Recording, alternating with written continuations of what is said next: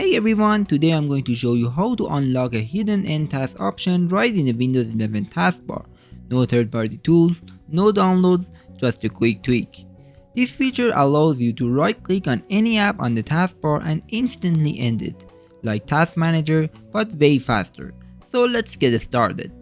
On default, once you go to any app or program and you want to end task it by right-clicking on it, there is no option for us.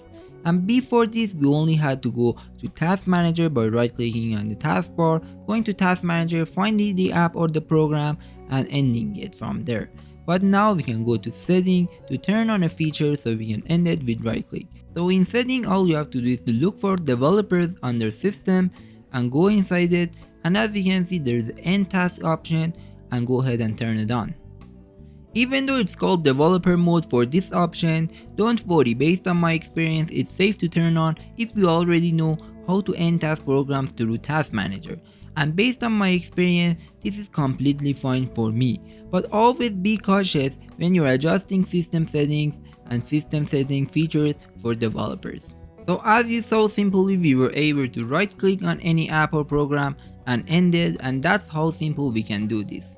This is super handy for me because when an app freezes or when I'm multitasking, I can close the apps and programs quicker, and honestly I think this should be enabled by default, but at least right now we know how to do it. At the end, this video is for educational purposes only and reflects my own personal experience using this feature on Windows 11. Enabling developer mode and using end task options should be done with caution, especially since forcefully ending apps can result in unsaved data or unexpected behavior. So therefore I'm not responsible for any outcomes, and use at your own risk, and always ensure work is saved before force closing any application. That being said, I hope you enjoyed watching this video, and if you do, don't forget to like and subscribe. Thanks for watching and have a great day.